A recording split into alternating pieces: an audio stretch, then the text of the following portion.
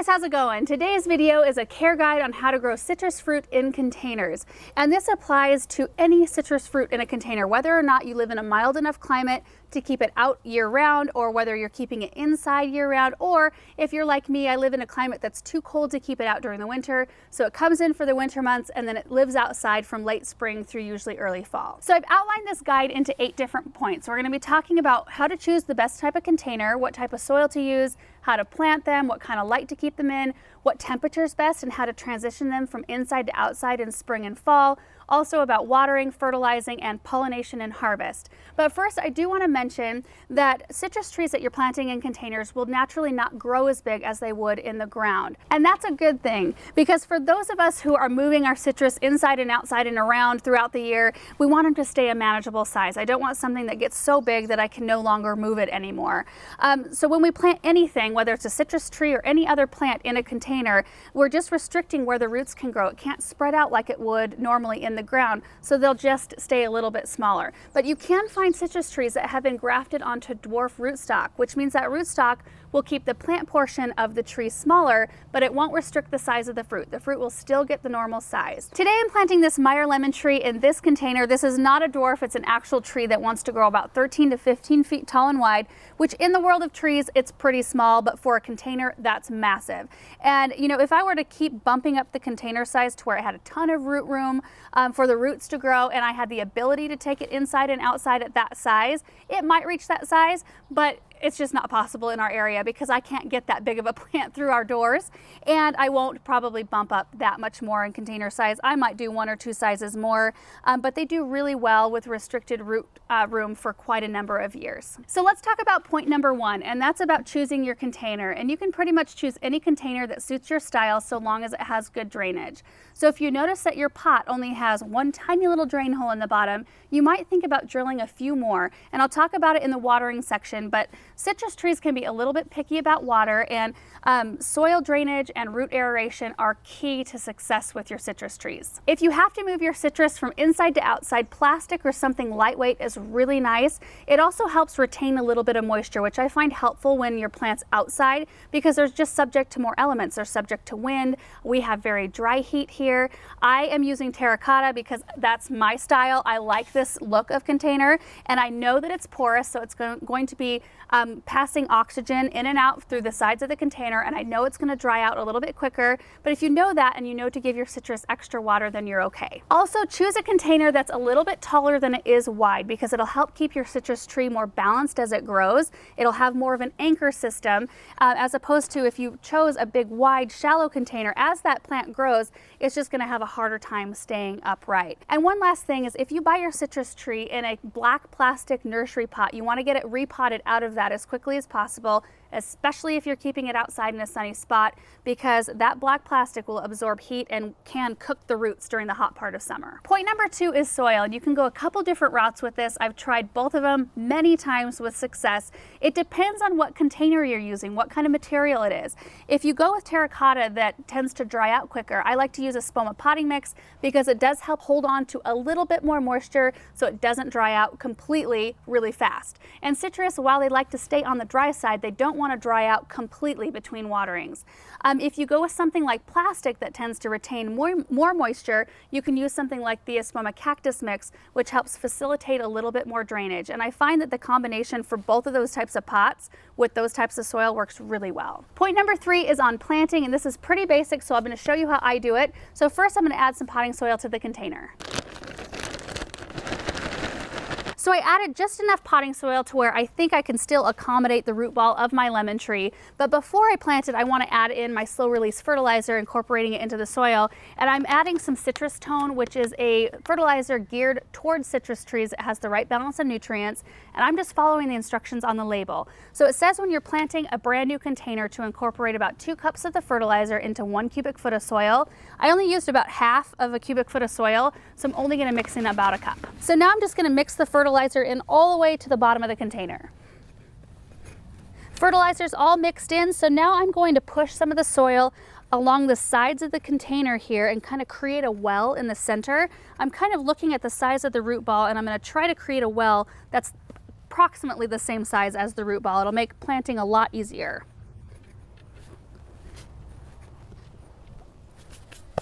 So one thing you do want to look out for if you're planting a grafted citrus tree that's been grafted onto dwarf rootstock, you want to look for that graft union on the trunk, and you want to make sure, and it looks like a bump or a scar along the trunk of the plant. They're pretty easy to identify.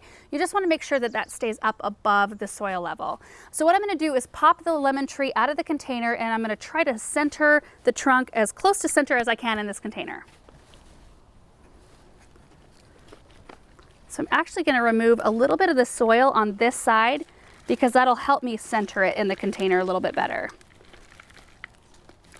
All right. And then I'm going to take the soil that I pushed up along the sides of the container and I'm going to tamp it in around the root ball. And it's really, at this point, I might add a little bit of extra soil. We just want to make it kind of, we don't want to bury it any deeper than it was buried in this pot here, but I want to make sure that there's soil tamped in really well around the whole root ball so there's no air pockets. You also want to leave a good inch or two lip along the top of the soil from the top of the pot. That way it makes watering a lot easier. A little bit more soil. The fourth point is lighting, and they like a lot of sunshine, like a minimum of 8 to 12 hours per day. And it'll be a little bit different based on whether you're keeping them inside or outside. So for those of you who are keeping them inside, it's best if you can put them in the brightest window you have. So like a south-facing window where they can get sun for the better part of a day is really ideal. You do need to remember to rotate them on occasion so that all sides of the plant are receiving the same amount of light to keep them the happiest. In the winter time, like when I bring mine in for the winter, supplemental lighting is also very helpful because the sun isn't as intense. A lot of times we don't have windows that will supply enough light for the plant. So if you have a smaller citrus tree like this, you could do something like we installed recently, a bamboo LED grow light garden in our master bedroom actually, where I winter plants over, and that would accommodate a citrus tree this size and maybe even a little bit bigger. But there are other options available for larger plants, like you can get drop pendant lighting. I think one is called aspect lighting, and it's a drop pendant light that you can put above like a single plant that's really large that will provide it with that light that it needs. If you are keeping your citrus outside though, like in the summertime, I find that morning sun is really good for my citrus, and then filtered light throughout the afternoon. Just because we have such dry, intense heat through the summer, it tends to scorch their leaves if they stay out in too much. So I find having a really strong block of morning light and then that filtered sunshine is really great. If you live in a more mild climate though, that gets more humidity and has cloud cover and maybe some rain coming down, which is really not typical of our summers here, you might be able to keep them in a more full sun location throughout the whole day. So it's just something that you may have to adjust based on where you're keeping it and what your climate's like. And point number 5 kind of goes hand in hand with lighting. I want to talk about temperature and then how to transition your plant from inside to outside in the spring or fall in terms of temperature and light. So typically most of your citrus trees can handle temps down to 32 degrees.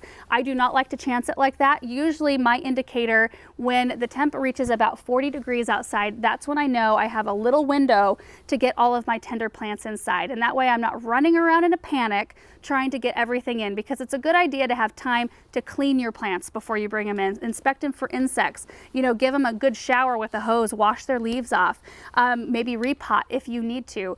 So I like to have that little window. And also getting down to close to freezing, that can cause some damage as well. So usually 40 degrees is kind of my cutoff, and then I start bringing them inside. You do want to acclimate them slowly though.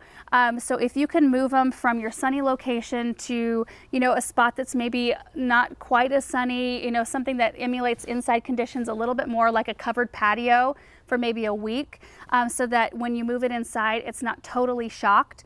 That's a really good idea. Same thing goes in the spring when the temperatures have warmed up enough. If you can put it outside for a week, 10 days underneath a covered patio where it gets filtered light, and then slowly move it like a foot or two, the consecutive days after that first week until it reaches its full sun location, you'll deal with a lot less shock, because they tend to shock when you move them. I mean, you might have bought a citrus plant at a store or your garden center, you get it home and it just drops a bunch of leaves. That's kind of typical of citrus trees, but if you can acclimate them slowly, you'll get a lot less of that, and you won't get scorched. Because if you put your citrus tree from inside where it's much more protected right out into full sun, you're going to have some burned leaves. And it's a total pain, I'm not going to lie, to have to transition plants and acclimate them. It's like hardening off seedlings. It's something you have to remember to do.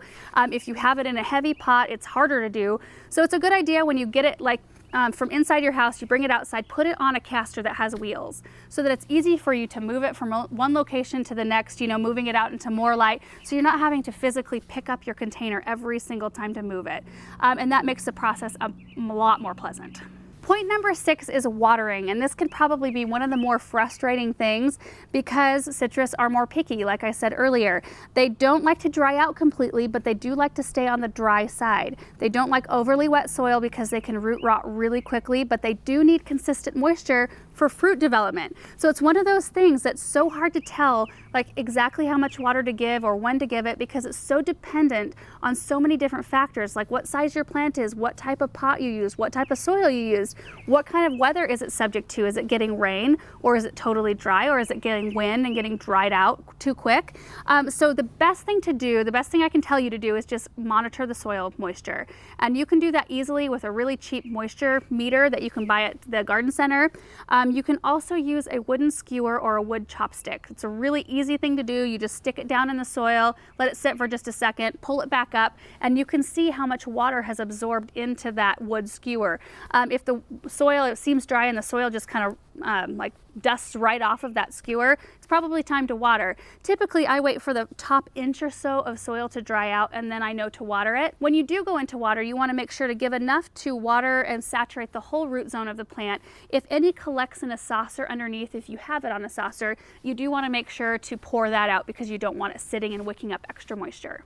And the 7th point is fertilizing, which is really important because when you have containerized plants of any kind, the only nutrients they're getting is what you give to them. And when you have something that you want to both bloom and fruit, you need to make sure that they're getting enough nutrients. So I use a fertilizer that's specific to citrus plants because it's formulated for their specific needs. And I just follow the instructions on the bag. Typically though, as a general guideline, you want to give them a dose of fertilizer about January, February, right before they start to bloom, and that'll help them bloom better. And then you can give them another dose in like May, June, right after they're done blooming, and that'll help give them more energy to produce their fruit. And then if you're bringing them inside, giving them a fall dose of fertilizer is also really good. If you are keeping them outside though, it's maybe a good idea to skip the fall application because you don't want them putting on extra foliar growth right before a cold winter because that tender growth is really susceptible to frost damage. If you live in a tropical mild climate though where that doesn't happen, you can go ahead and give the fall dose. Now that is just for the slow release granulated fertilizer that I used today. So I mixed it into the container today. The next fertilizer it'll get is in the fall when I bring it in. There is liquid fertilizer you can use as well, which is a little bit more of a quick shot of nutrients, so you have to give it more often, like every 2 to 4 weeks typically. With the slow release, it's just 2 to 3 applications a year and it's really easy. All you do is take the diameter of the pot, and for every 4 inches of diameter, you use 1 teaspoon of fertilizer. So with an 18-inch pot, I think you use 4.5 teaspoons. I think my math is right on that. Anyway, it's super easy. You just sprinkle it around the edge of the pot and water it in. And so I find that to be a nice slow feed to the plant, and then I don't have to be remembering to fertilize it all the time. Point number 8 is about pollination and harvest. So most citrus trees are self-fruitful or self-pollinating, meaning you only need one variety of tree in order to get fruit. You know, a lot of fruit trees like apple trees and pear trees and things like that, you need 2 varieties in order for them to cross-pollinate in order for them to bear fruit. There's only a handful of varieties of citrus that require that, so just check the tag. This Meyer lemon is a self-fruitful tree, so I only need the one, even though I do have a lime and another pink lemonade here on our property. So even if that wasn't the case, I would have enough for this to bear fruit. So with most citrus trees, they start to bloom in early to mid-spring, and then they start setting their fruit, which this one has lemons all over it, and they'll sit and they'll size up throughout the course of the summer, and then you start harvesting usually late fall and winter. And the best way to determine ripeness is to taste test. The rind will tell you nothing as to whether or not it's sweet enough or it's ready, and the best way to store your fruit is just to leave them on the tree and use them as you need them. And that is my guide on how to take care of citrus in containers. I've done it for many, many years with really, really great success.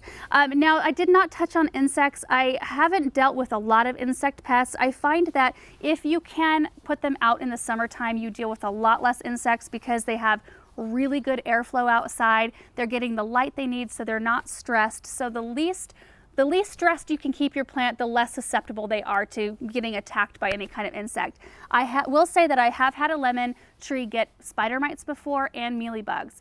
I treat the spider mites with some derivative of neem, so some neem-based spray, and that usually takes care of them. I'm usually with container plants pretty quick to find any problem starting, and I think that's key to really keep your eye on all of your plants, and that way if you notice a problem starting, you can take care of it right away before it becomes a full-blown issue.